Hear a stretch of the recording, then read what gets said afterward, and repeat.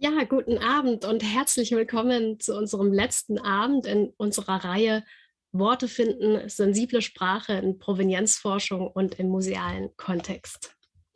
Mein Name ist Melanie Wittjow und ich bin Mitarbeiterin für Provenienzforschung und für das Sammlungsarchiv am Leberhaus in München. Wir freuen uns, Sie heute wieder begrüßen zu dürfen. Und ganz besonders willkommen heißen wir unsere Gäste des heutigen Abends, die ich Ihnen gleich nach ein paar technischen Hinweisen vorstellen möchte. Während des Vortrags können weder die Kameras noch die Mikrofone eingeschaltet werden. Sie können aber gerne schon während des Vortrags schriftliche Fragen im öffentlichen Chat formulieren. Und den Chat aktivieren Sie, indem Sie in Zoom unten in der Leiste auf das Symbol der Sprechblase klicken. Und dann öffnet sich ein Fenster, in das Sie Ihre Frage schreiben können. Meine Kollegin und Co-Moderatorin Sarah Bock wird die Fragen sammeln und nach der Gesprächsrunde dann in unsere Runde tragen. Sollte irgendetwas nicht funktionieren, dann können Sie sich gerne direkt im Chat an unseren technischen Support Robin Knapp wenden, der Ihnen gerne weiterhilft. Unsere Gesprächsrunde wird zeitgleich über YouTube gestreamt und verbleibt im Anschluss dort. Die Diskussion mit Fragen aus dem Publikum findet ausschließlich hier live im Zoom-Meeting statt und wird nicht veröffentlicht. Wer also jetzt gerade auf YouTube zusieht, kann dann für die Diskussion gerne in Zoom wechseln. As soon as we learn words, we find ourselves outside them. Sobald wir Wörter lernen, befinden wir uns außerhalb von ihnen. Dieses Zitat von der Soziologin und Feministin Sheila Rowbotham haben wir unsere Vortragsreihe vorangestellt. Rowbotham spricht in ihren Ausführungen davon, dass Sprache verbinden kann. Sie sieht Sprache aber auch als Mittel von Macht, Ausschluss und Vorherrschaft überlegener Menschen und Gruppen. Diese Macht abzugeben bedeutet, Gerechtigkeit zu schaffen. In den letzten 5 Wochen haben wir uns ganz konkret damit beschäftigt, wie Sprache unser Denken formt und wie Sprache Strukturen weiter tradiert. Darunter rassistische, antisemitische, koloniale oder gendergeprägte Strukturen. Wir haben im Vorfeld überlegt, ob wir die Ereignisse in der Ukraine und Russland ansprechen sollen. Wir wollen es heute in unserer Diskussion nicht fokussieren, aber wir wollten nicht unerwähnt lassen, dass hier martialische Sprache und problematische Rhetorik eingesetzt werden, um Strukturen zu verschleiern und zu manipulieren.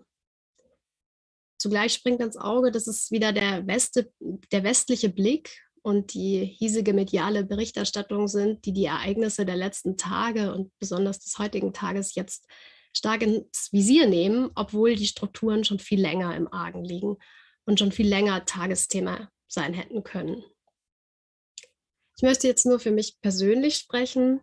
Die Beschäftigung mit der Frage, wer spricht wann, von wo und wer wird gehört, war augenöffnend für mich und zeigt sich für mich nun ständig.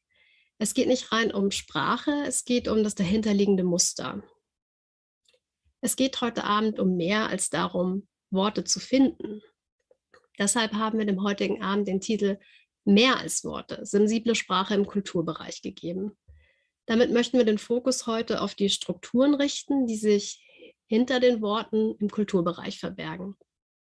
Museen und andere kulturelle Einrichtungen gründen sich auf dem Verständnis vom patriotischen, nationalen und imperialen Streben des 19. Jahrhunderts. Das zeigt sich bis heute oftmals in der Art, Objekte zu klassifizieren, zu präsentieren, zu betiteln und in der Art, darüber zu sprechen und zu schreiben. Wie können wir diese alten, oft diskriminierenden Strukturen heute aufbrechen, dekolonialisieren, anders gestalten? Müssen sich Museen ganz neu erfinden? Und welche Rolle spielt die Sprache und das Sprechen in diesem Prozess der strukturellen Veränderung? Diese und andere Fragen möchten wir heute mit unseren 5 Gästen diskutieren. Und ich möchte sie Ihnen jetzt gleich vorstellen. Herzlich willkommen an Segen Michael. Sie studierte Ethnologie und Kunst, Musik, Theater mit Schwerpunkt visuelle Anthropologie in München sowie Kulturwissenschaften und Kulturmanagement in Ludwigsburg und Pittsburgh. Sie arbeitete an der Universität von Accra und ist Leitung des Afrika-Schwerpunkts DOC Network Africa. Außerdem ist sie Co-Gründerin im Beratungskollektiv DISCHECK, das Medieninhalte diskriminierungssensibel und intersektional überprüft. Ihre Schwerpunkte sind Dekolonialisierung, antischwarzer Rassismus, intersektionaler Feminismus und Klassismus.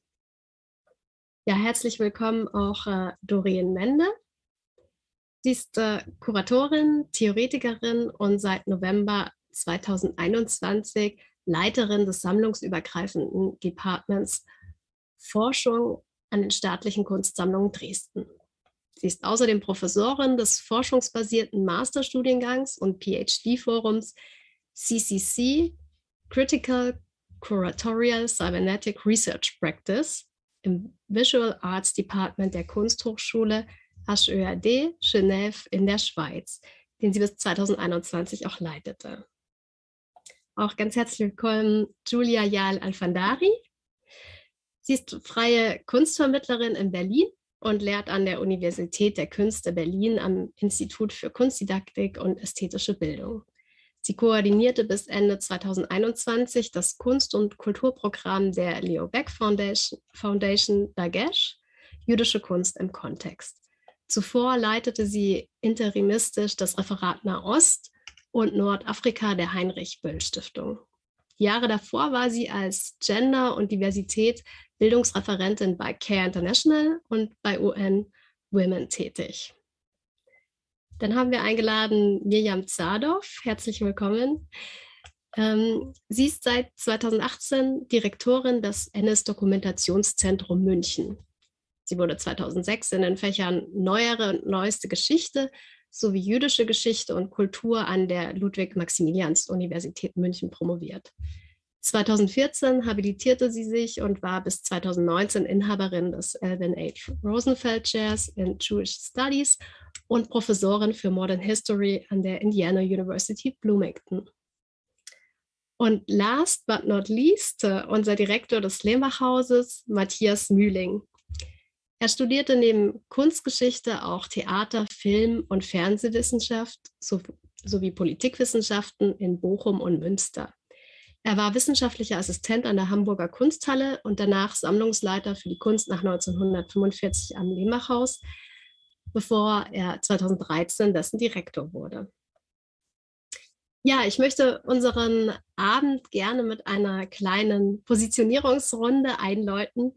Es wäre wunderbar, wenn jeder von Ihnen sich kurz positionieren könnte, maximal 2 bis 3 Minuten lang und beschreiben könnte, welche Bedeutung das Thema Sprache oder Sprechen im Bemühen um strukturelle Veränderungen im kulturellen Bereich für Sie oder ihn hat.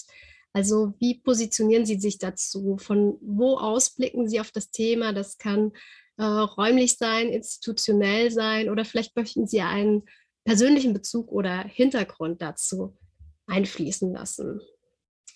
Ja, und ich starte die Runde einfach mal mit Segen Michael.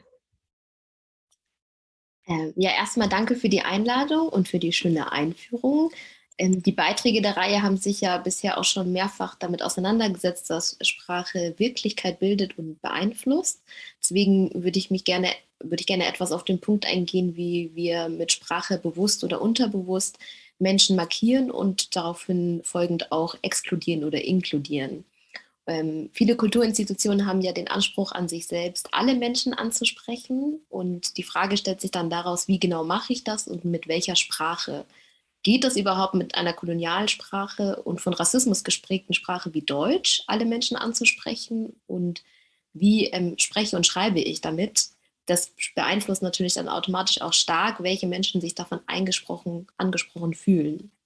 Das heißt, um alle Menschen anzusprechen, muss ich vielleicht auch meine Sprache indirekt anpassen und auch vielleicht verschiedene Sprachen verwenden und anders schreiben lernen. Die andere Frage, die sich mir mal stellt, ist, spreche ich auch über Menschen oder von ihnen? Also inwiefern akzeptiere ich Selbstbezeichnungen von Menschen? Wer wird markiert in Konversationen, in Texten? Also zum Beispiel nenne ich genauso oft die Hautfarbe oder Religion von weißen Menschen wie von migrantisch markierten Menschen. Und wie bildet das dann weiterhin das Denken? Also auch das, was wir nicht benennen, kann genauso viel darüber aussagen wie das, was wir benennen.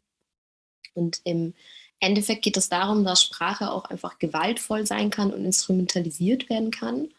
Und die Frage stellt sich also, was für eine Sprache möchte ich verwenden? Wenn ich eine Sprache verwenden möchte, die diskriminierungssensibel ist, dann geht es damit einher, dass ich einen kritischen und reflektierten Sprachgebrauch habe und auch sozusagen mir erlernen und immer weiter lernen muss. Und das heißt nicht unbedingt, dass es automatisch Verbote geben muss, wie immer gleich alle überspitzt nennen, sondern einfach auch sich selbst die freiwillige Aufgabe stellen, diskriminierende Sprache so weit wie möglich zu vermeiden, weil wir in einer Welt leben wollen, in der sich Menschen wohlfühlen und genau angesprochen von unserer Sprache und von dem, wie wir schreiben. Dankeschön. Ja, herzlichen Dank. Sehr schön. Doreen Wende, möchten Sie weitermachen?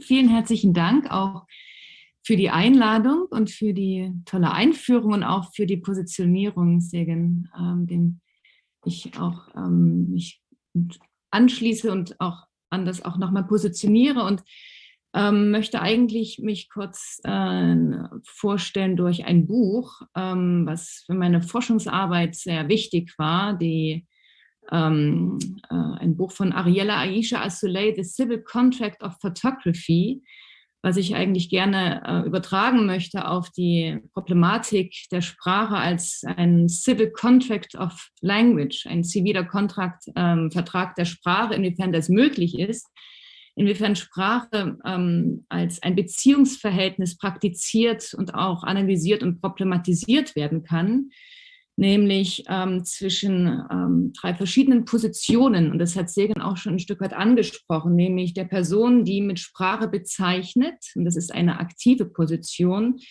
eine Person, die durch Sprache bezeichnet, markiert wird und dadurch auch eben diesen Subjektstatus in einen Objektstatus überführt wird. Und der Person, welche die Bezeichnung als Struktur oder die Sprache als Struktur übernimmt und ausspricht und auch darin wiederholt.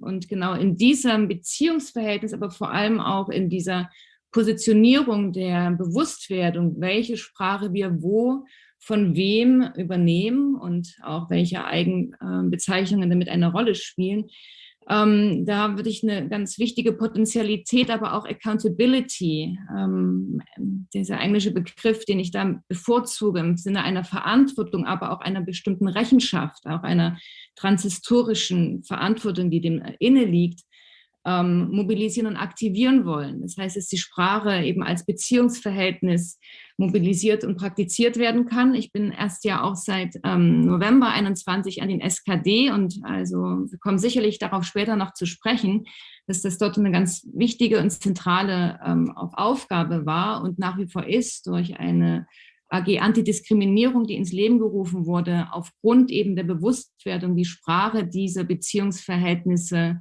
sichtbar macht, aber auch wie Sprache in einem unglaublich komplexen, ambivalenten Spektrum sich befindet, als ein Widerspruchskomplex verstanden werden kann. Sowohl Sprache als Gewalt, Sprache als Trennung, eine Trennung zwischen ihr und wir, ihr und uns, das da ganz dem auch zugrunde liegt.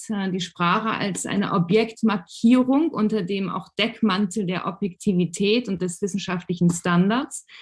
Aber auch Sprache als Transgenerationalität, Sprache als eine Überlebenspraxis, Sprache als Prozess und auch als Praxis, um eben die Sprache als Gewalt der Auslassung sichtbar zu machen. Und das ist etwas, das mich sehr interessiert. Wie kann eben diese Auslassung, diese Trennungen und diese Markierungen sichtbar gemacht werden, ohne diese Gewalt zu wiederholen. Das ist dann sozusagen die Frage der Positionierung und des Verlernens der Ordnung von Sprache.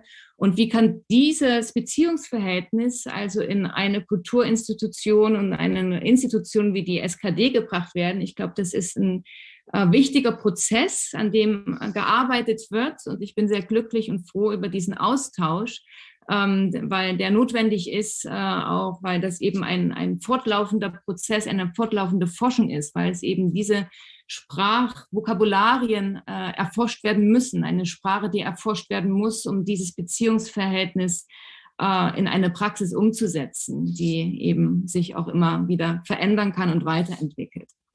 Danke. Ja, herzlichen Dank. Julia Alfandari, möchten Sie weitermachen? Ja, ganz herzlichen Dank auch von mir für die Einladung. Ich freue mich sehr darüber und bin auch ganz angetan von den Beiträgen, die schon erzählt wurden. Und ich glaube, ich kann mich ganz vielen Punkten auch nur anschließen. Doch ja, die Aufgabenstellung ist etwas schwierig, denn ja, wie Worte finden, wenn solche Gewaltereignisse wie die heutigen passieren? Und auch wie Worte finden, wenn unser kulturelles Erbe von Gewalt sich auch durch und aufgrund von Worten und Sprache bis in die Gegenwart zieht.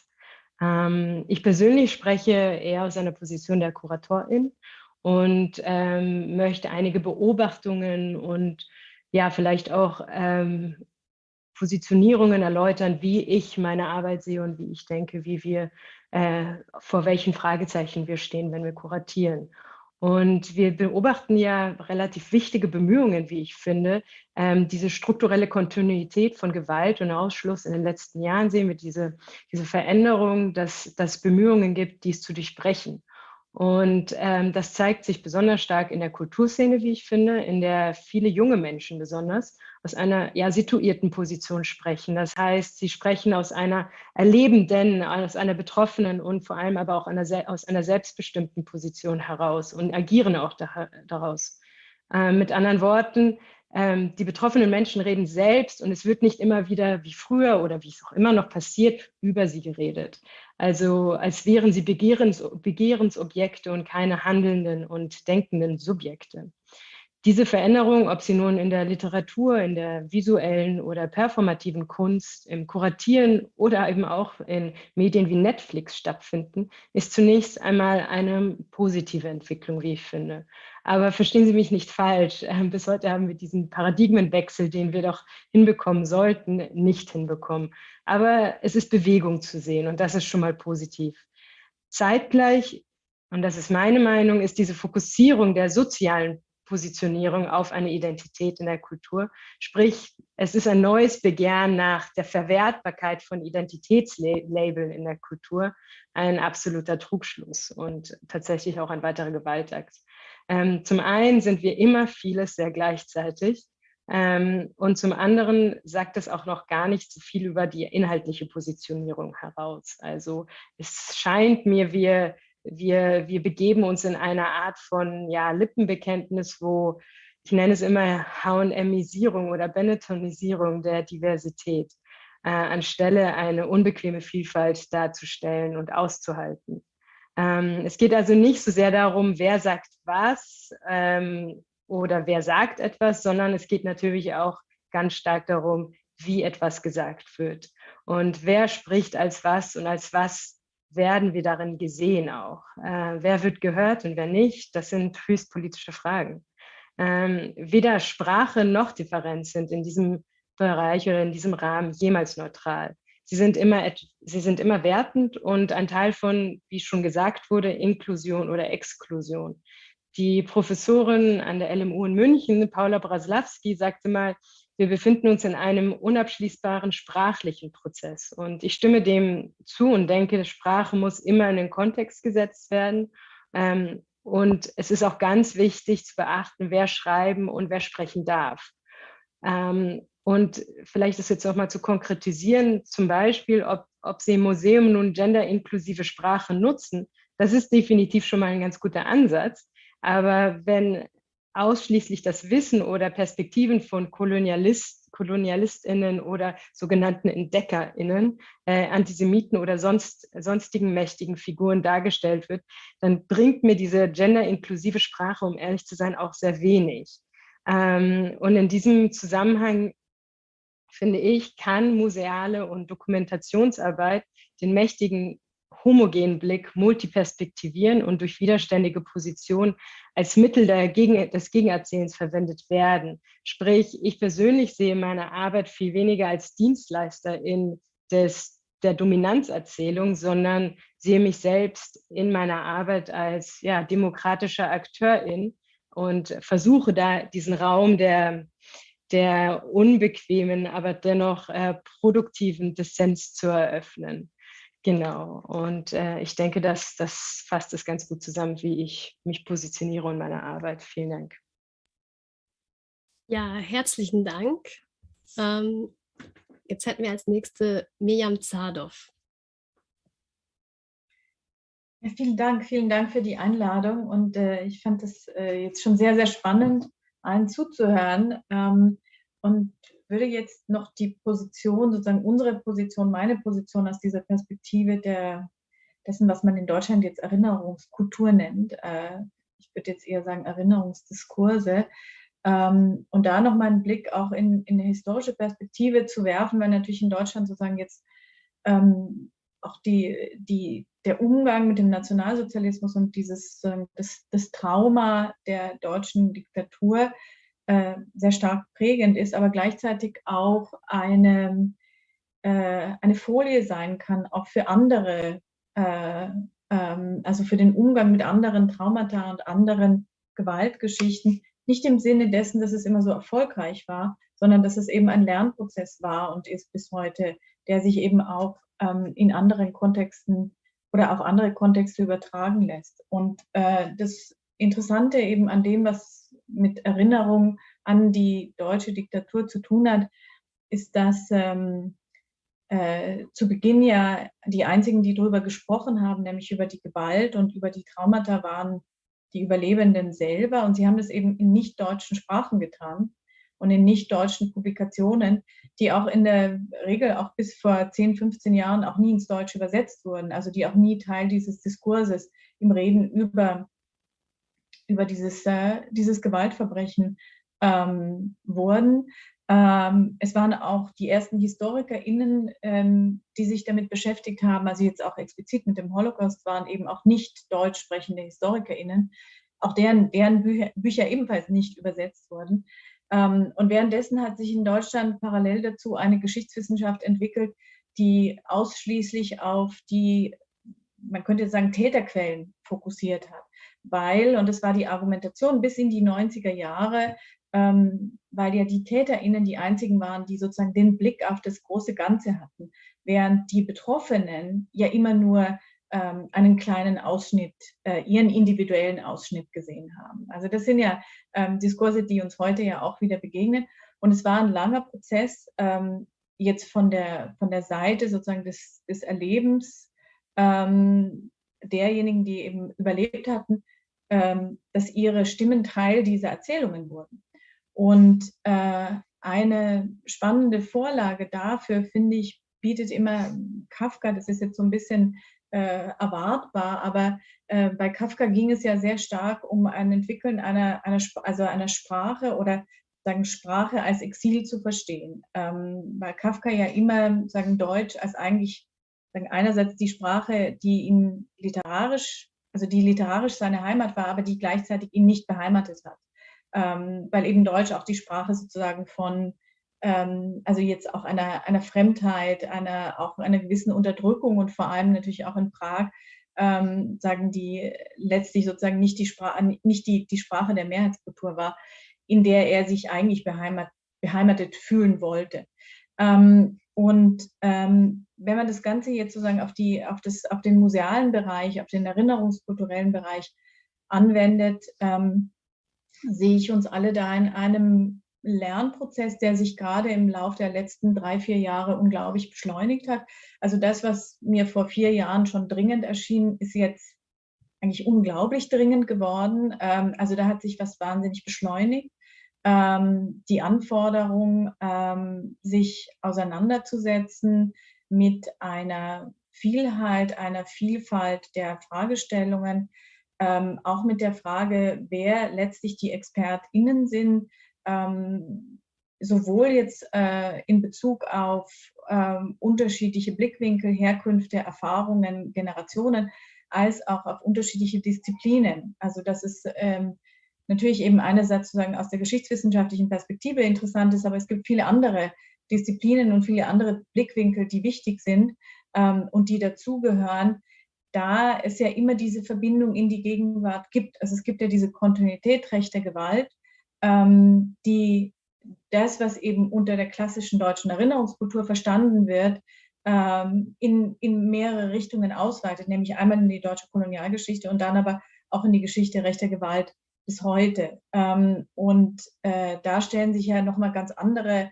Herausforderungen des Erinnerns und auch einer Sprache finden an dieses Erinnern, das eben in vielfältige Weise eben mit Gewalt in der Gegenwart verknüpft ist und mit Gewalt auf eine ganz alltägliche Art und Weise. Und ich meine, der heutige Tag ist natürlich so ein Extrembeispiel jetzt dafür, aber also so eine ähnliche Situation, wo sich eben Vergangenes mit dem Aktuellen verknüpft, passiert immer wieder.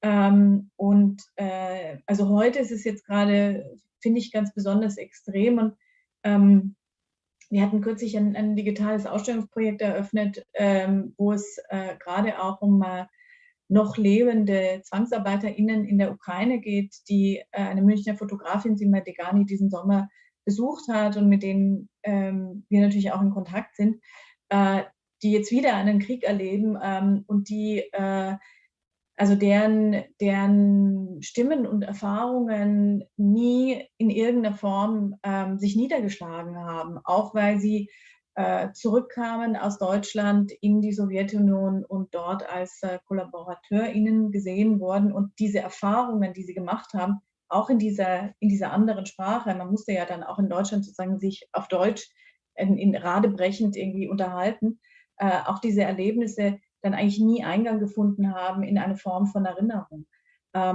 Deshalb ist es ein sehr komplexer Prozess, der meines Erachtens auch immer nur in transnationalen, auch in transnationalem Austausch funktioniert. Also nicht auf sozusagen so national, also wir stecken ja dann oft, und da hat die Sprache viel damit zu tun, in so nationalen Narrativen, egal ob es jetzt um Geschichte geht oder um Vermittlung von Inhalten in der Gegenwart. Und mir scheint hier gerade der transnationale Aspekt und auch die Idee von Gemeinschaften, von Erinnerungsgemeinschaften, Erfahrungsgemeinschaften eine ganz große Rolle. Danke. Herzlichen Dank. Jetzt haben wir noch Matthias Mühling. Hallo, guten Abend. Also auch ich bedanke mich kurz und insbesondere bei meinen 3 Kolleginnen, die sich alles ausgedacht haben und das auch technisch so perfekt umgesetzt haben. Also Sarah Bock, Lisa Kern, Melanie Witschow und für die technische Umsetzung Robin Knapp, weil am Ende müssen dann ab und zu Leute dann doch weg und ich finde, dass bei der letzten Veranstaltung ich mich auch im Namen aller meiner Kolleginnen dafür bedanke, weil für uns ist die Veranstaltungsreihe auch eine gewisse interne und Fortbildung, die nicht nur einen wissenschaftlichen Standard spiegeln sollen, sondern die tatsächlich uns weiterhilft bei dem, was wir hier machen. Und ich finde es auch total nett, dass ich das Vertrauen habe, dass ich hier für meine Kolleginnen, also nicht nur die 3, sondern die vielen anderen, die auch bei uns im Museum arbeiten, sprechen kann. Das kann ich aber nicht, sondern nur teilweise. Und deshalb wollte ich sozusagen einen institutionellen Positionierung kurz versuchen und eine persönliche Positionierung auch. Vieles auch gesagt worden. Ich könnte wirklich direkt an alle meine Vorrednerinnen anschließen. Und insofern, was ist das Institutionelle meiner Person, was auch strukturell ist? Ich bin nicht der Repräsentant einer Generation, aber doch einer gewissen Kohorte. Mit Anfang 50 bin ich hoffentlich die letzte Kohorte, die damit aufgewachsen ist, dass die Kunstgeschichte und das Museum ein Produkt der Aufklärung ist und dass diese Aufklärungsbemühungen grundsätzlich ein Fortschritt für unsere Gesellschaft bedeuten. Also die wissenschaftlichen Objektivierungen in Anführungsstrichen unserer und der uns anvertrauten Objekte ist eben völlig unkritisch an uns überliefert worden, sowohl in der akademischen Ausbildung als auch in der institutionellen Praxis, die ich erlebt habe.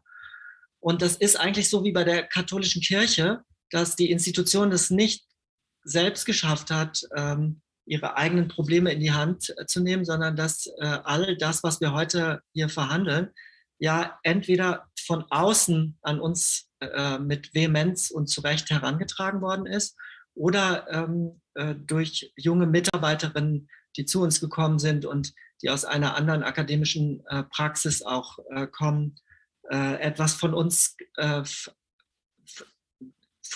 gemeinsam verlangen. Und im Prinzip ist das im Museum so, nicht anders als die Miriam Zadov das beschrieben hat, dass unsere Sprache ist die Sprache quasi der Täter. Und unser Handeln ist auch das Handeln der Täter. Und ich finde es ganz interessant, Sergej Michael hat das gesagt, wie oft kommt etwas vor. Also zum Beispiel in den Texten unseres Museums wurde bei den Künstlerinnen immer der Beziehungsstatus angegeben. Gabriele Münter, die Lebensgefährtin von Wassily Kandinsky, während bei allen männlichen Künstlern niemals der Beziehungsstatus angegeben wurde. Es wurde nie gesagt, Franz Marc, der später Maria Frank geheiratet hat, obwohl beide natürlich eine bedeutende ästhetische Praxis gemacht haben. Wenn wir quasi, das sind die harmlosen Beispiele und das finde ich eben jetzt auch auf der ganz persönlichen Ebene eben sehr interessant, dass was ist jetzt das Positive daran, dass sich nicht die Gelegenheit geboten hat, das quasi von Anfang an kritisch überhaupt überblicken zu können. Das Positive und Interessante daran, was ich heute versuche, wenigstens da das positiv zu sehen, ist, dass die Erfahrungen, die ich gemacht habe, eben davon geprägt sind, dass ich Zeuge und Mittäter von Dingen geworden bin, die oder entweder sie still beobachtet hat oder auch Komplize dessen gewesen ist, was tatsächlich toxisches Verhalten auf der geringsten Ebene ist, aber insbesondere wirklich sexistisches Verhalten und eben auch langjähriger Zeuge und Täter von einem strukturellen Rassismus geworden bin und selber und als Vertreter einer Institution erkennen konnte, dass es dieses Verhalten tatsächlich gibt und gegeben hat und dass man immer auch ein aktiver Part dieses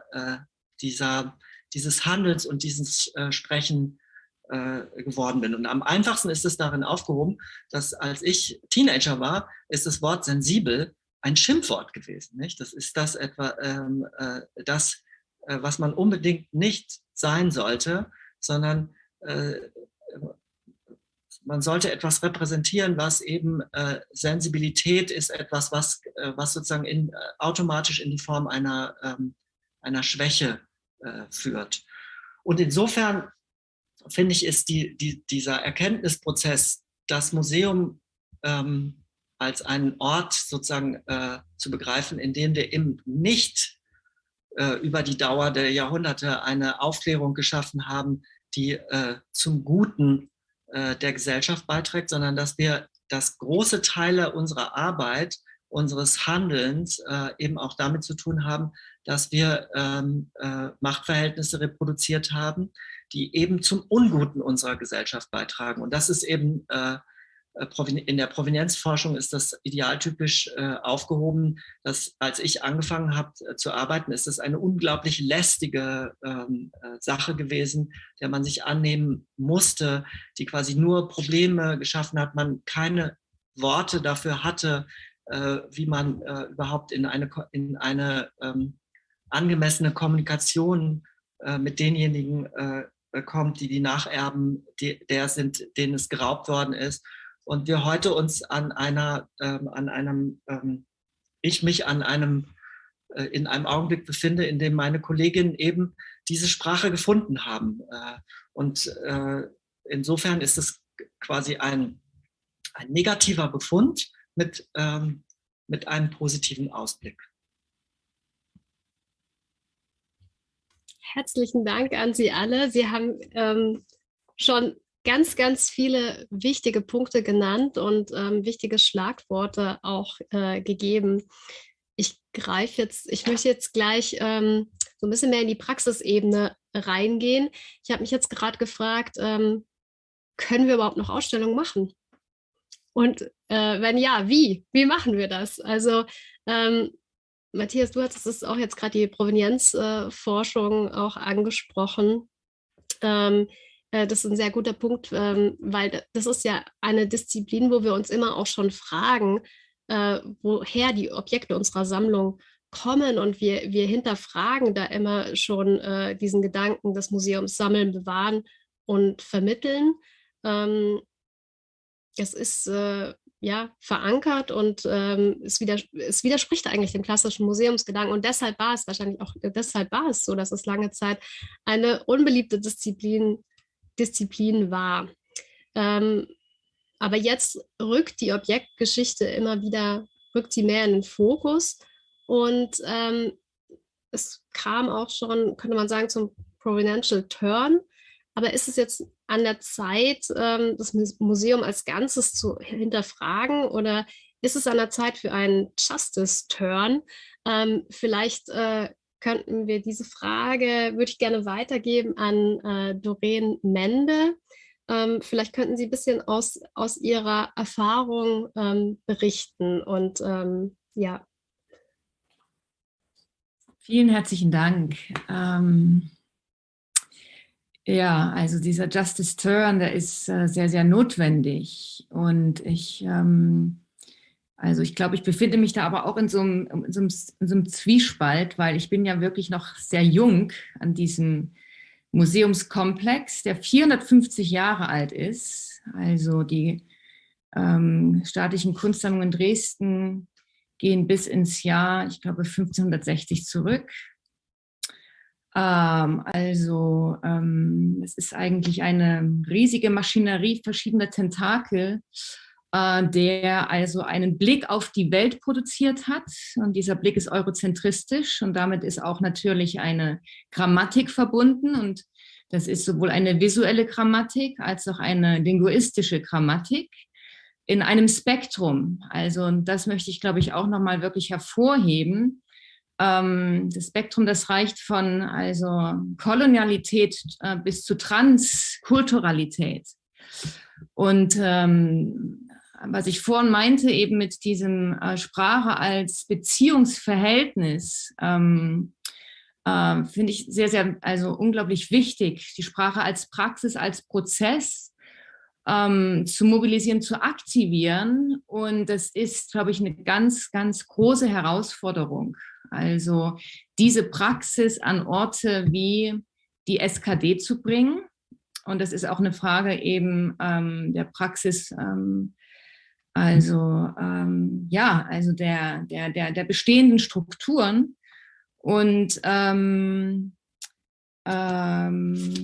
ich gerade ein bisschen den Faden verloren, weil ich an was anderes gedacht habe. Weil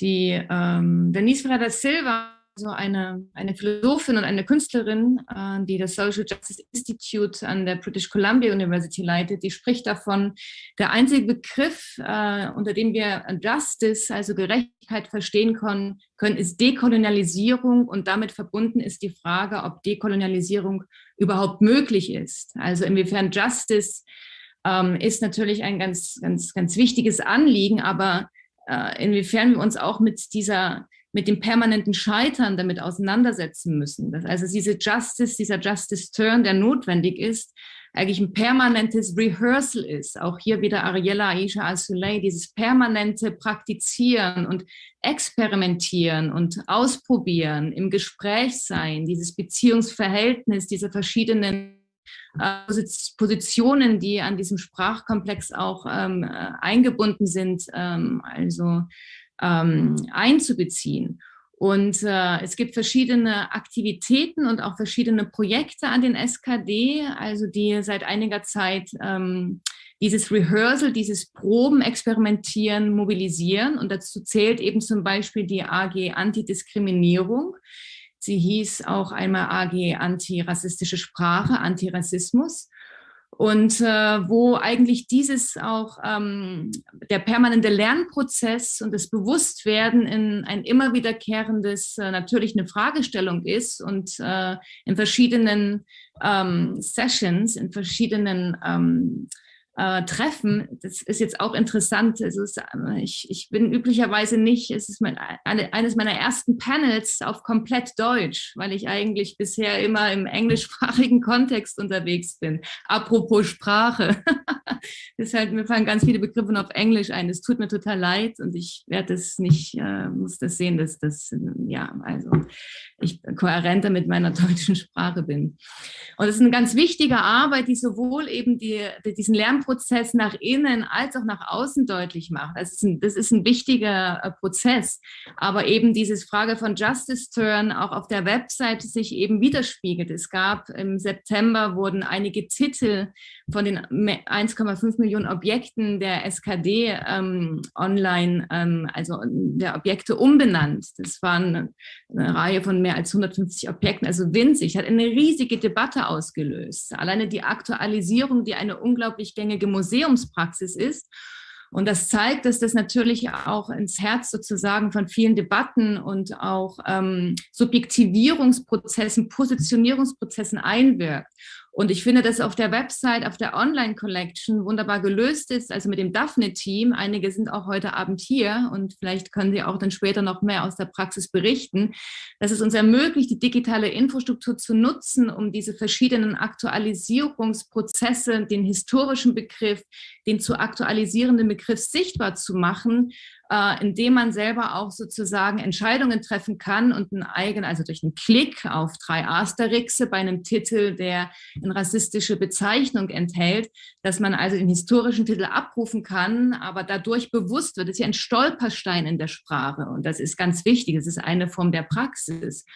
Und aber es ist noch unglaublich viel Arbeit zu tun und also ich sehe eben mich selbst da auch in der sehr, wie soll ich sagen, also das ist eine sehr komplexe Position, das muss ich ganz ehrlich sagen, weil ich aus einem Kontext komme, wo diese Infragestellungen, dekolonialisierende Praxisform der eigenen Positionierung, das wurde die akademische Arbeit oder die Kunstakademie, die Studierenden der Kunstakademie wurden auch genannt. Diese Diskussionen, die laufen unglaublich intensiv seit einigen Jahren, hochintensiv, die Accountability der Institution, Verwendung von Sprache, wer spricht wo, Machtverhältnisse in das Museum zu bekommen, das ist, glaube ich, wirklich unsere Aufgabe. Und das geht nur durch Praxis, das muss ich auch sagen. Also ich glaube, das ist auch diese Praxistheorie-Verstrickung, die ist unglaublich wichtig, mobilisiert zu werden und eben das Teil der Forschung sein muss, auch eine Sprache zu erforschen, die Sprache, also eine Sprache zu suchen und zu entwickeln, die uns ermöglicht, diese Komplexität und diese Positionierungen aussprechen zu können und als Teil einer Objektbiografie auch bezeichnen zu können. Wie kann ich sichtbar machen in einer Indexikalisierung eines Objektes, einer Objektbiografie, diese Gewalt der Auslassung sichtbar zu machen? Das ist gerade aktuell für mich eine ganz wichtige Frage bei den Objekten aus dem Grünen Gewölbe, die eine ganz klare kunsthistorische Einordnung haben. Wie ist es uns möglich, durch Sprache sichtbar zu machen, die Auslassungen, die Perspektiven, die wir nicht mitbringen, die Perspektiven, die gewaltsam sozusagen abgetrennt wurden von diesen Objekten, aber zu den Objekten dazugehören? Und das braucht Praxis, Rehearsal, Austausch und so weiter. Also diese Justice-Frage ist ein fortlaufender Prozess und auch ein Prozess des Scheiterns, aus dem heraus dann wieder auch anders gelernt und positioniert werden kann. Ja, vielen Dank. Vielleicht können wir da den Ball Michael zuspielen, weil Sie haben genannt die Asterisk-Lösung, also die Sternchenlösung. Wir haben auch letztes Jahr erst eine AG sensible Sprache bei uns im Haus gegründet und haben uns auch schon ausgetauscht mit den SKD und haben gehört, genau, sie setzen eben diese Sternchenlösung ein. Man sieht, wenn Sie Titel aktualisieren, ich spreche jetzt mal das N-Wort und das Z-Wort an, das sieht man nicht, sondern es werden 3 Sternchen gesetzt. Es gibt ja verschiedene Möglichkeiten. Wir im Haus haben jetzt zum Beispiel die Lösung gewählt, dass wir den Anfangsbuchstaben setzen und dann ein Sternchen. Und ja, aber diese Sternchenlösung scheint im Moment, egal in welcher Variante, so ein bisschen der Goldstandard in der Debatte zu sein und in der Suche nach einer Lösung. Und ich würde da gerne an Sergen Michael fragen. Also ihr prüft solche Lösungen, ihr schaut euch das an, ihr beratet mit Discheck. Was würdest du hier sagen? Ist das, wie schätzt du diese Sternchenlösung ein? Ist das so, kann man das machen im Moment oder gibt es da oder übersieht man da sogar vielleicht was in den Strukturen? Also ich glaube, da muss ich ein bisschen ausholen in Bezug auf, also ich nenne es das N-Wort, im Sprachgebrauch ist das die kolonialrassistische Bezeichnung für versklavte Menschen aus Westafrika, wird heutzutage aber allgemein also als sozusagen erniedrigender und gewaltvoller Begriff für schwarze Menschen verwendet. Und ich glaube, vor allem in Deutschland, und ich glaube deswegen auch nochmal Doreen, weil du meinst, du verwendest viele englische Wörter, es gibt teilweise diese Sprache noch gar nicht im Deutschen, wie wir darüber reden, oder die wird gerade erst entwickelt und deswegen greifen, glaube ich, viele auch immer auf englische Begriffe zurück, weil es da der Diskurs auf jeden Fall schon weiter ist. Im Deutschen ist es so, dass das ich weiß nicht, ob Sie es mitbekommen haben, aber also vor kurzem hat die Stadt München ja auch das N-Wort offiziell sozusagen anerkannt. Das ist als rassistische Beleidigung anerkannt. Und da muss man sich vielleicht auch mal drüber nachdenken, dass ich in Deutschland jemanden anzeigen kann, wenn er mich, ich sage es jetzt einfach mal Arschloch nennt, als Beleidigung, aber wenn mich jemand N-Wort nennt, kann ich diese Person nicht anzeigen, weil das sozusagen nicht als Beleidigung anerkannt ist. Das heißt, welche Begriffe sehen wir auch als diskriminierend und welche nicht und wer bestimmt das? Das sagt schon eigentlich ganz viel über unsere Gesellschaft aus. Und alleine die Zensierung des N-Wortes ist sozusagen oberflächlich und bringt nicht genug, weil wenn nicht die Menschheit sozusagen nicht versteht, warum dieses Wort so gewaltvoll ist und was das sozusagen aussagt, weil was Menschen sagen, die mich so bezeichnen, ist, dass sie 500 Jahre Sklaverei und Kolonialisierung befürworten, dass sie sagen, dass das alles richtig und gut passiert ist und sich automatisch damit über mich setzen. Also mit diesem einen Wort sagen sie aus, ich bin besser als du und diese rassistische Weltordnung sollte so fortgeführt werden. Und dass da auch einfach noch mehr Bildung hinter diesen Begriffen dazugehört. Also alleine die Zensierung oder das Ausradieren sozusagen des Wortes bringt es nicht, wenn, wie ja auch schon angesprochen, viele dann sich wundern, warum wird das gemacht. Und also allein diese Frage, so warum wird das gemacht, heißt ja, dass viele einfach noch nicht verstanden haben, was hinter diesem Wort steht. Und das muss auch mehr besprochen werden, warum in Deutschland sozusagen das eigentlich sehr bewusst ist, also sich da so gewehrt wird, kolonialrassistische Begriffe sozusagen zu ändern und einfach Selbstbezeichnungen zu verwenden. Man könnte auch jemanden als schwarz bezeichnen, eine selbstgewählte Bezeichnung oder andere Begriffe für eine Person verwenden. Aber ich finde es sehr interessant, dieses Ausradieren alleine bringt nichts, aber natürlich, wenn der Begriff in einem Titel vorkommt, bin ich auf jeden Fall für die Zensierung und gleichzeitige Erläuterung. Also alleine die Zensierung zeigt mir noch nicht diesen Akt, dass ich verstanden habe, warum ich das zensiere, sondern das zeigt mir nur, dass ich vielleicht dem gesellschaftlichen Druck nachgehe, dass jetzt dieses Wort einfach auch gesellschaftlich nicht mehr akzeptiert wird. Ja, vielen Dank. Also da spricht einen wichtigen Punkt an, dass man damit eben dann diese kolonialen Strukturen weiterträgt, wenn man einfach nur zensiert. Ja. Und auch ein ganz, ganz wichtiger Punkt, den du angesprochen hast, ist, da in Kontakt zu gehen mit den MuseumsbesucherInnen und noch mehr Wissen zu vermitteln. Ja, das ist auch eine große Diskussion bei uns im Haus. Wie gehen wir da nach außen? Wie vermitteln wir?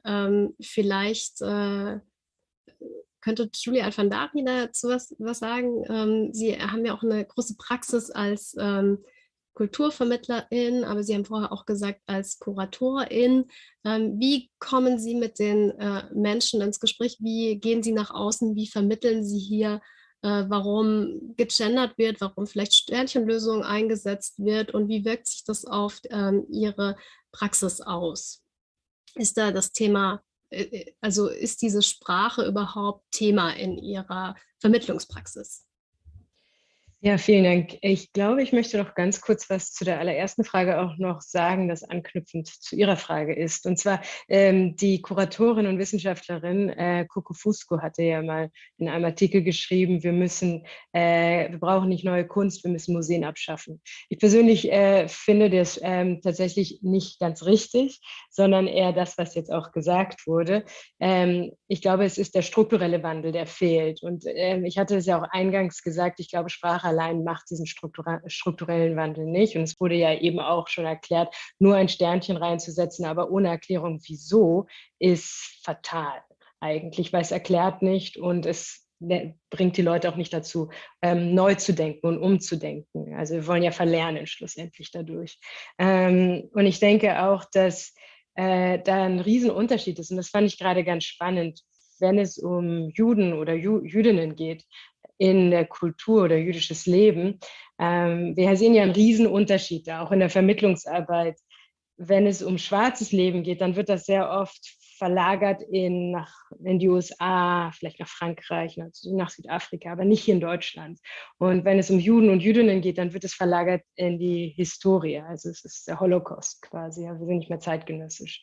Also sowohl als auch existieren in unserer Gegenwart eigentlich nicht richtig. Und der Unterschied aber auch ist, dass, wenn es um Juden und Jüdinnen geht, es gehört zum guten Ruf mittlerweile in der Kultur, wenn ich das jetzt sehr provokativ sagen darf. Wir haben ja auch wahrscheinlich viele von Ihnen haben das Buch von Max Czolek gelesen und es geht um dieses Gedächtnistheater und die Figur, ich nenne es die Figur des Juden oder das Begehrensobjekt des Juden, wird ja sehr oft auch gesehen als Mittel um der ausgesöhnten und moralisch guten deutschen Gesellschaft. Das heißt, wenn im Museum etwas ausgestellt wird und es wird immer hinzugeschrieben, auch jüdische Person. Von anderen Menschen wird eben nicht die Ethnizität dazu oder Religion hinzugefügt. Bei Juden und Jüdinnen ist es in der Regel so. Um auch zu zeigen, wir sind da, wir sind versöhnt, wir machen was richtig. Und das ist ganz spannend, finde ich, weil es auch sehr wenig eigentlich eine kritische Positionierung dazu zeigt, dass wenn wir zurück aufs Museum gehen und sagen, Sprache ist gut, aber wir wollen die Struktur nicht ändern. Wer schreibt die Texte? Ist natürlich eine essentielle Frage. Und schreibt es eine Person aus einer situierten Perspektive oder schreibt es jemand, der es aus einem Textbuch hat und sagt, okay, ich muss das so und so machen, aber versteht nicht genau wieso.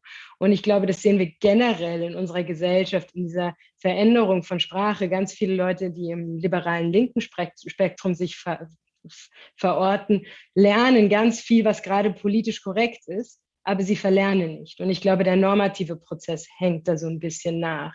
Und das sieht man also ich sehe das total stark in meiner Vermittlungsarbeit, um jetzt auf Ihre Frage konkret zurückzukommen. Und zwar sehe ich bearbeite besonders viel mit Jugendlichen, aber auch in der Erwachsenenbildung.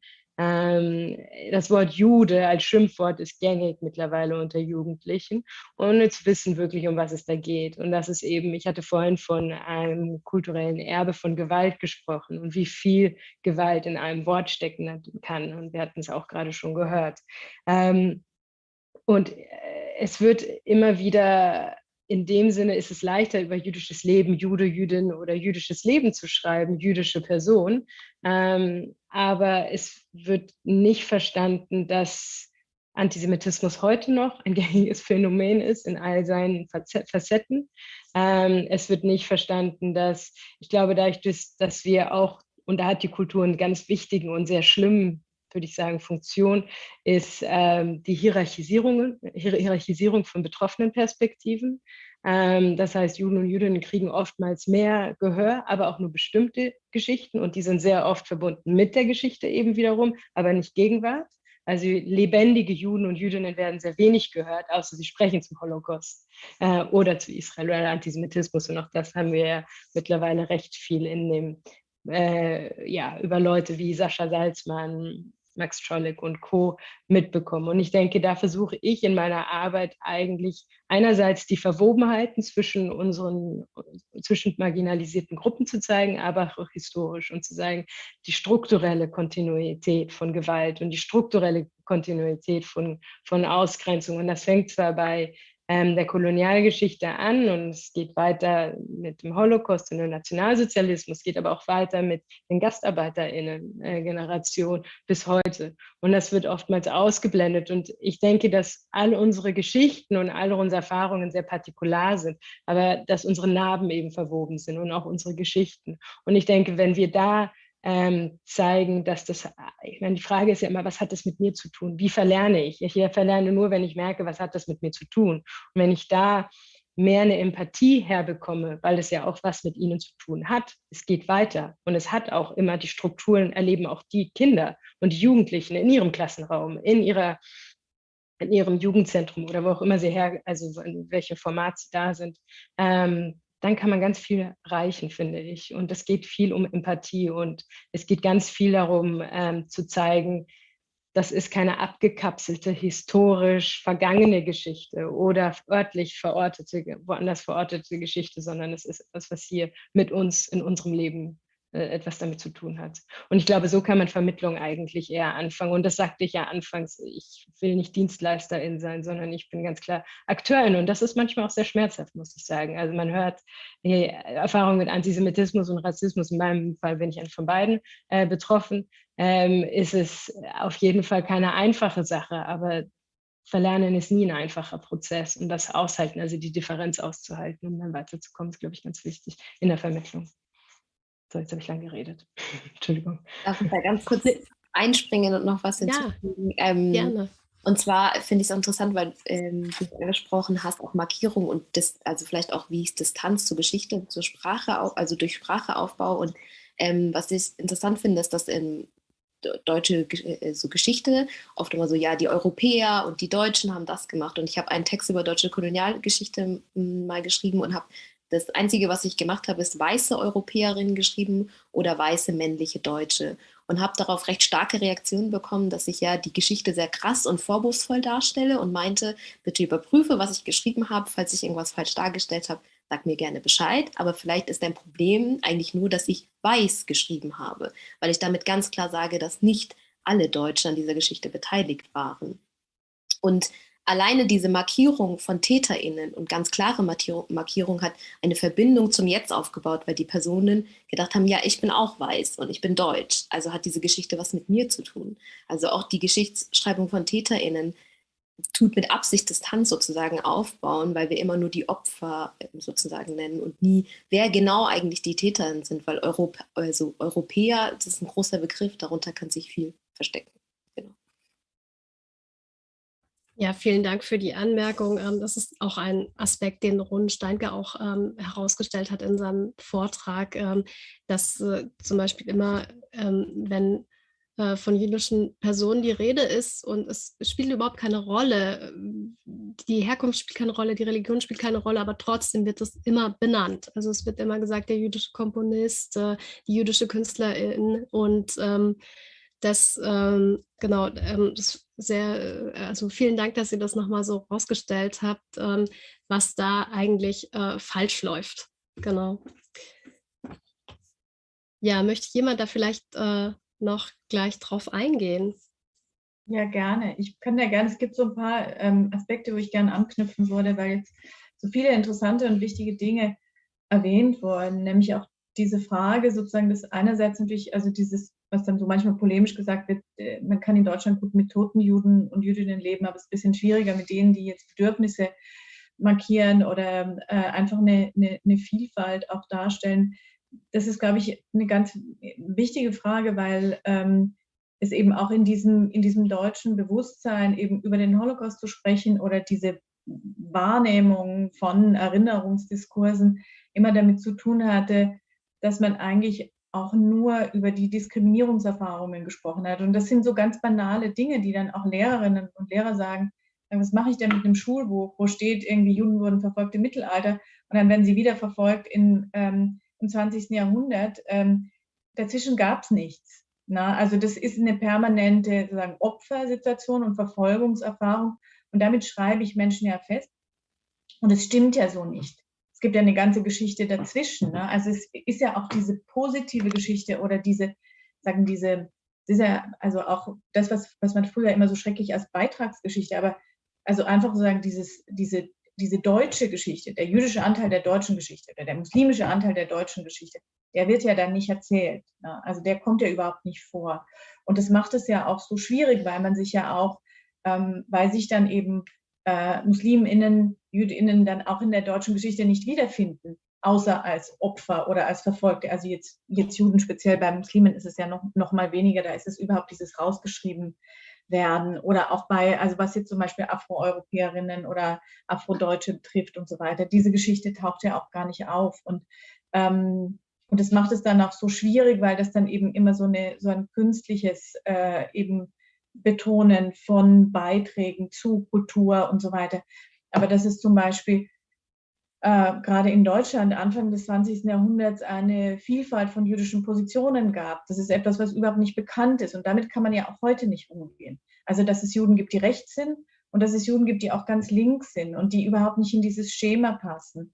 Damit tut man sich sehr schwer. Das ist die eine Sache, die ich sagen wollte. Und die andere Sache ist natürlich, dass die TäterInnen in vielen Erinnerungsdiskursen, egal ob jetzt in Russland oder in Deutschland, immer weniger gesehen werden. Also es geht sehr stark natürlich um dieses, da hat man natürlich auch dann versucht, das war auch ein Versuch der politischen Bildung, dann so in den vergangenen 20 Jahren über ZeitzeugInnen und über die Erfahrungen der Verfolgten dann auch Empathie zu wecken. Und man hat auch ein bisschen vergessen, über die TäterInnen zu sprechen und über diese Frage von Verantwortung. Also wenn man das so aus dem englischsprachigen Diskurs,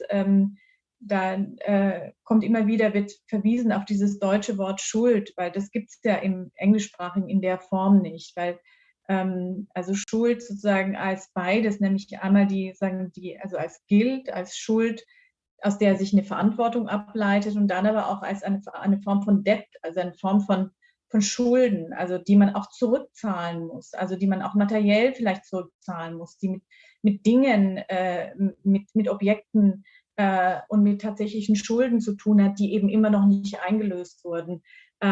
Und das, glaube ich, ist ein ganz wichtiger Diskurs, weil nämlich gerade in so Erinnerungsgemeinschaften, die es ja dann lange Kontinuitäten gibt. Also ich habe das mit großer, also dann doch Überraschung wahrgenommen, als Trump gewählt wurde in den USA, dass trotz sozusagen all den Erfahrungen, die man dann so, also wenn man dann von außen kommt, man lernt ja dann ein Land langsam kennen, und dann nach ein paar Jahren glaubt man ein bisschen Einblick zu haben in rassistische Strukturen und so weiter. Man tut es natürlich von außen und ist da eigentlich immer sehr laienhaft damit bedacht. Und wie dann also explosionsartig Strukturen und Erinnerungen aufgetaucht sind mit der Wahl Trumps, die natürlich immer da waren, aber an der Oberfläche nicht so sichtbar waren. Ja, also das erste Symbol, das am Tag der Wahl auftauchte, war die Noose, also diese Schlinge, ne, und die Erinnerung an Lynchings. Und es ist aufgetaucht in Grundschulen als ein Thema, als ein Bedrohungsszenario. Also etwas, was natürlich weit ins 20. Jahrhundert reicht und im amerikanischen Diskurs lange nicht aufgearbeitet wurde, aber was trotzdem eine unglaubliche Präsenz hatte und sofort wieder da war, also als ein Bedrohungsszenario und woraus jetzt ja auch dieses eigenartige Konstrukt gestrickt wurde, dass eben jetzt in den amerikanischen Südstaaten in Schulen und Universitäten nicht mehr über Critical Race Theory gesprochen werden kann, was ja banalerweise nur bedeutet, die Geschichte von AfroamerikanerInnen zu erzählen oder auch von Native Americans und eigentlich im Prinzip allen marginalisierten Gruppen, weil, und das ist ja die Begründung, man damit sozusagen Racial Hatred zwischen den Jugendlichen säen würde und weißen Selbsthass. Das ist die Argumentation, die inzwischen auch dazu führt, dass sozusagen also Klassiker der Holocaust-Literatur wie Art Spiegelman verboten werden. Also das ist ja dann sozusagen die nächste Konsequenz. Es geht ja dann immer weiter.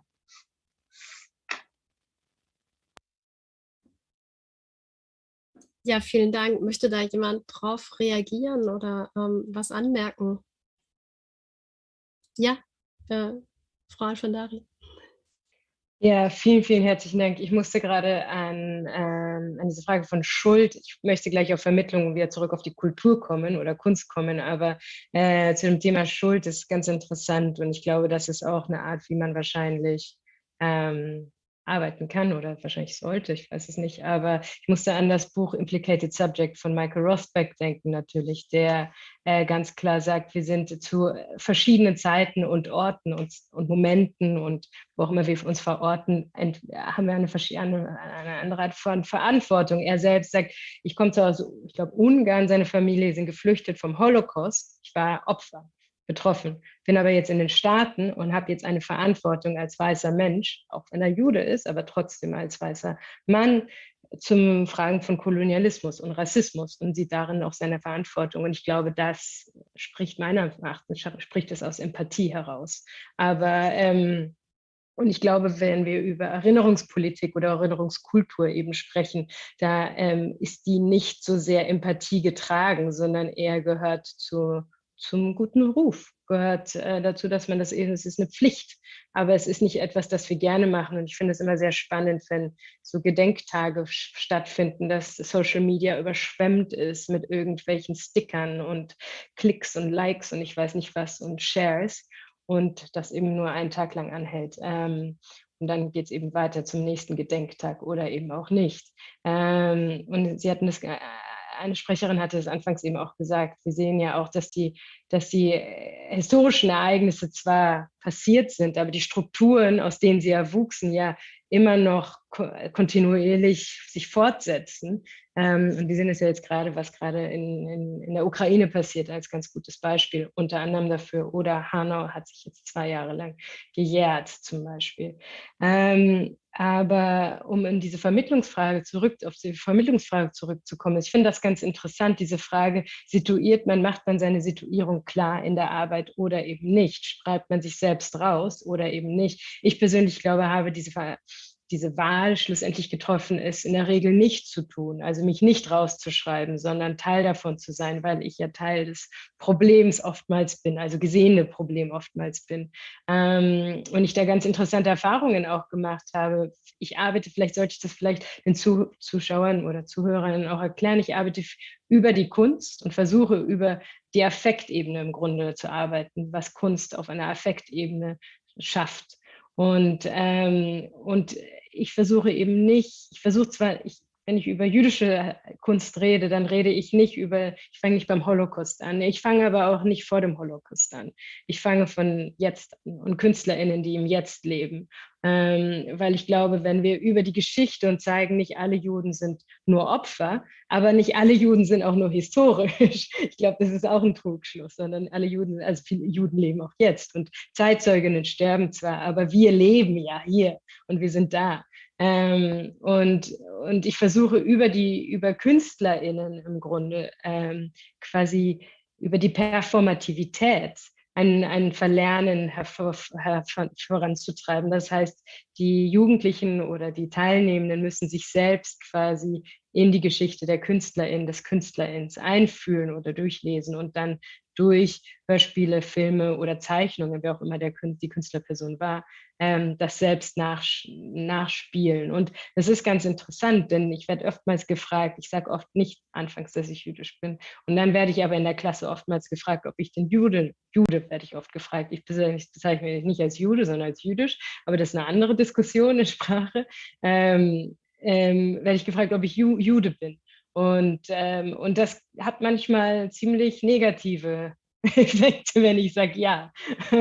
Und es kommt sehr oft vor, dass dann eben also manche Kinder kriegen sogar einen Würgeanfall. So schlimm finden sie das, dass sie eine jüdische Person vor sich stehen haben. Aber damit kann man dann arbeiten, finde ich. Und es ist ganz spannend, wenn wir dann über jüdische KünstlerInnen reden und jemanden wie Drake, mit dem können sie was anfangen. Ich weiß nicht, ob jemand weiß, wer Drake ist, aber Drake ist ein relativ bekannter Hip-Hopper, der schwarz und jüdisch ist und dann noch dazu aus einem sozial, ich würde sagen, eher benachteiligten Haushalt kommt mit einer alleinerziehenden Mutter, ist es natürlich auch nochmal eine Situation, wenn Sie seine Biografie lesen und über seine Kunst und wie erfolgreich er ist. Erstmal ist die erste Reaktion, wenn Sie ihn sehen, oh mein Gott, ist der heiß.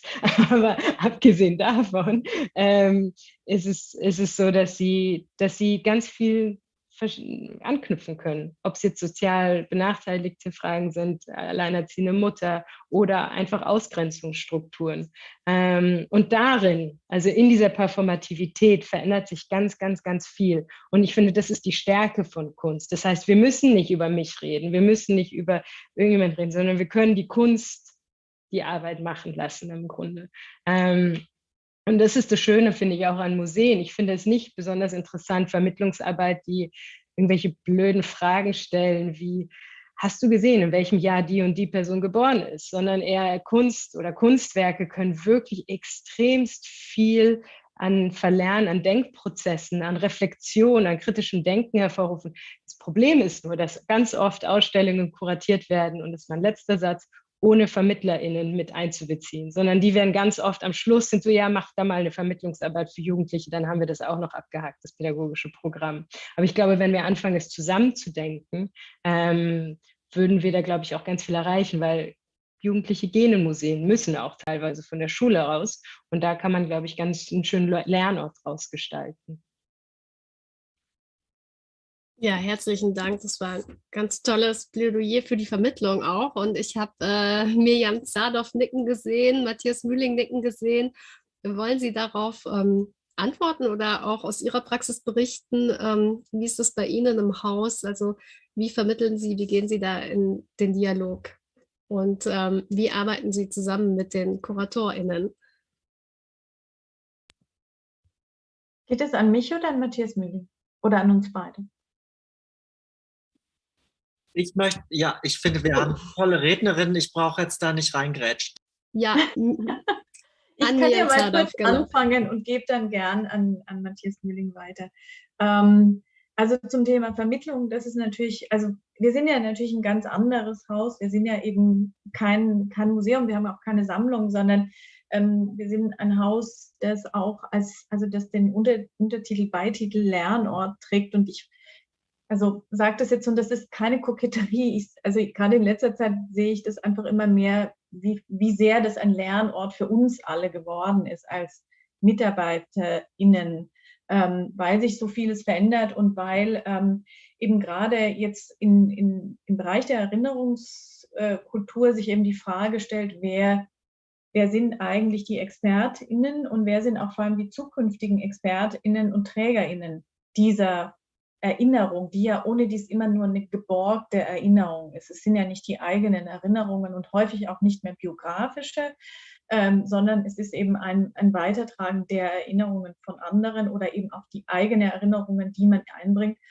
Und die hat natürlich ganz viel mit Gegenwart zu tun und mit gegenwärtigen Phänomenen von Rassismus und Antisemitismus oder eben auch der Präsenz von, also jetzt auch positiven Dingen, also auch einer Wahrnehmung oder einer Sichtbarkeit, einer wachsenden Sichtbarkeit von Diversität und einer Sensibilität und manchmal auch bei Menschen einer Verunsicherung, die dann kommen, um sich ein bisschen anleiten zu lassen. Und dann steht dann auch so eine Verantwortung, eben hier auch entsprechend sensibilisiert zu sein und reagieren zu können und eben aus diesem eigenen Lernprozess heraus selber auch bereit zu sein, in einen Dialog zu treten und dann sozusagen in der Situation auch entsprechend weiterzulernen. Und deshalb sind jetzt bei uns ist die Vermittlung natürlich steht an ganz zentraler Stelle, natürlich auch für die Ausstellungen, auch weil eben gerade viele Jugendliche aus unterschiedlichen Schulen zu uns kommen und eben auch dann Schulen kommen, wenn sie, also jetzt zum Beispiel, wenn eine Schule ein Problem hat mit Rassismus oder Antisemitismus an der Schule, dann wenden die sich auch an uns. Und wir hatten dann schon sehr, sehr spannende Gesprächsrunden über unterschiedliche Diskriminierungserfahrungen und wo dann eben auch man gerade eben so über die Frage der Empathie, aber auch über dieses ein Zuspitzen von Vorurteilen und so weiter, also wo sich dann erstmal eine Gruppe darüber austauscht, ne, wer ist jetzt der Kosovo-Albaner und wer kommt daher und wer kommt daher und welche Stereotype werden da miteinander verbunden und wo sich dann auch Dinge lösen, indem auch über eigene Verunsicherungen, Zukunftsängste, Sicherheitsbedürfnisse, Ausschlussszenarien, Diskriminierungserfahrungen und so weiter gesprochen wird. Und dann wird ein Gespräch sehr differenziert, ne? Und das kann dann 2 Stunden lang gehen und man ist unglaublich fasziniert, wie dann eben diese jungen Menschen sich einlassen, auch auf einer ganz reflektierten Ebene über eigene Erfahrungen, auch über die eigene Sprache nachzudenken. Und dann habe ich einmal die Erfahrung gemacht, dass dann am Ende dann ein Lehrer sozusagen aufstand, da ging es eben um Antisemitismus an der Schule. Und dann am Ende sagte, ja, alles schön und gut, aber der Koran ist antisemitisch. Und es war in dem Moment, also es war natürlich, es konnte nichts Kontraproduktiveres passieren als das, weil hier auch so eine Zuschreibung kam. Ne? Also es wurde diese ganze differenzierte Diskussion wurde in dem Moment aufgehoben, weil man eben nicht mehr dann verorten konnte und überhaupt nicht mehr sozusagen, es ging nicht mehr darauf einzugehen, was ist jetzt mit dieser Aussage gemeint, ne? Sondern es war so eine ganz klare Hierarchisierung auch von Wahrnehmungen und das hilft dann natürlich nichts. Und das, was für uns wichtig ist, und das ist eben, wie gesagt, auch ein großer Lernprozess, ist eben auch dieses Reflektieren. Wir vertreten jetzt ein Haus, in dem in der Regel eben Leute im Vermittlungskontext über Diskriminierungserfahrungen sprechen, die sie selber nicht machen. Das ist natürlich auch problematisch. Und das ist etwas, woran wir arbeiten oder dass wir sozusagen auch als eine Thematik sehen, mit der wir uns noch auf anderer Ebene auseinandersetzen müssen, wo eben auch eine Ebene wo uns wiederum auch zurückgespiegelt wird, wie man damit umgehen kann oder damit umgehen könnte oder damit umgehen sollte, daraus auch neue Dinge entstehen und eben dann wieder die Frage auftaucht, wo man sagt, wer ist denn jetzt eigentlich Experte oder Expertin und in welcher Art von Dialog möchte man Menschen bringen und weshalb ist ein Haus, das sozusagen ausgeht von der Geschichte des Braunen Hauses aus dem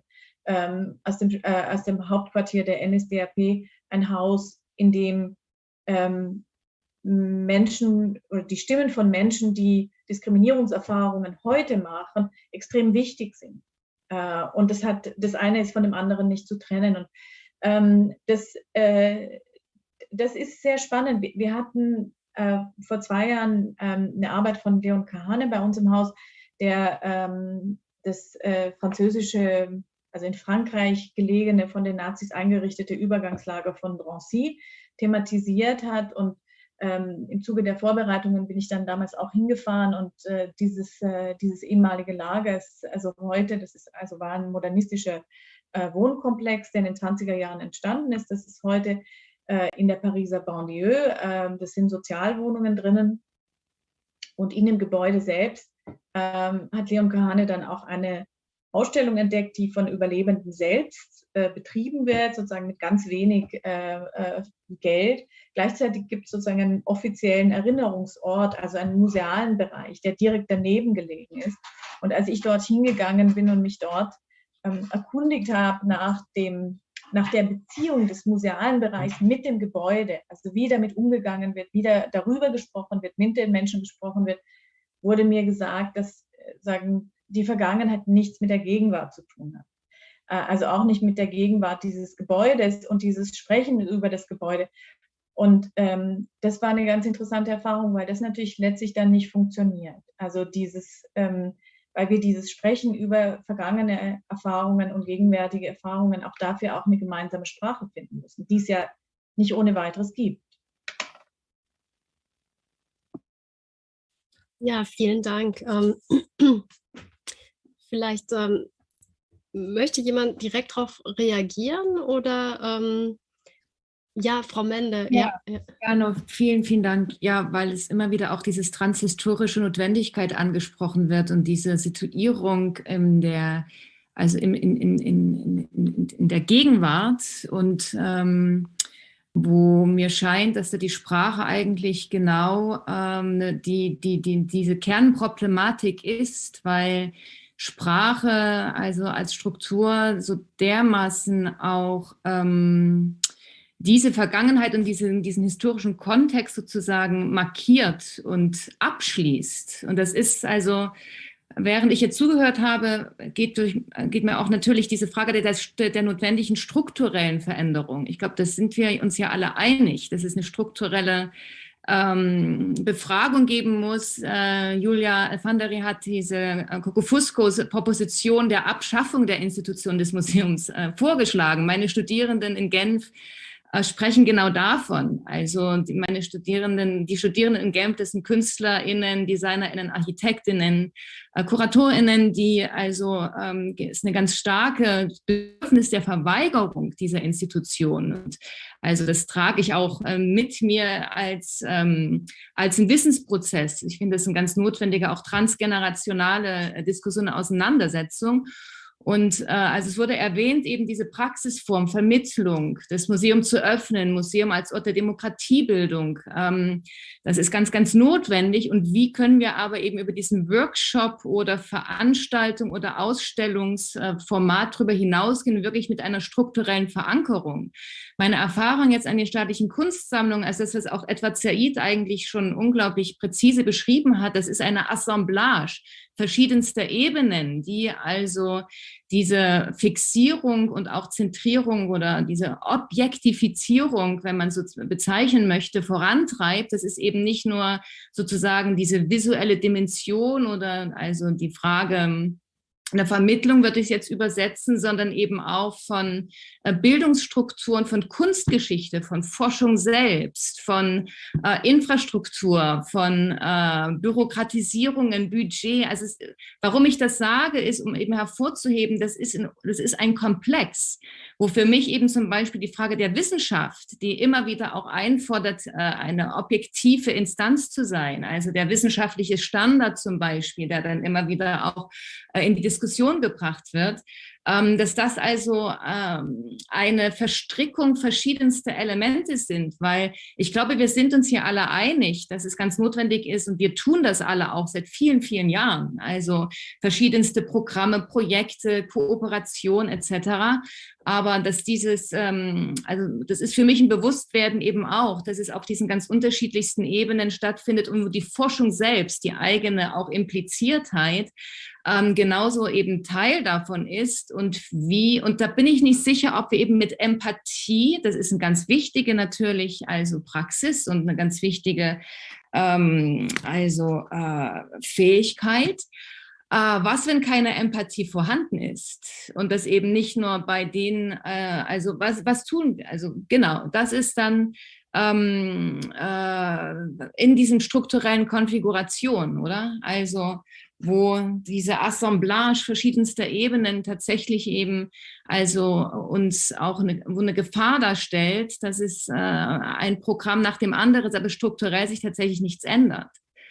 Das ist auch so ein kleines Feedback von vielen Diskussionen, die wir also bei uns da mit den Studierenden haben seit vielen, vielen Jahren, weil das auch natürlich eine generationale Erfahrung ist. Es sind ja nicht die Ersten, die über diese Problematiken sprechen, nicht die Ersten über Rassismus, Antisemitismus.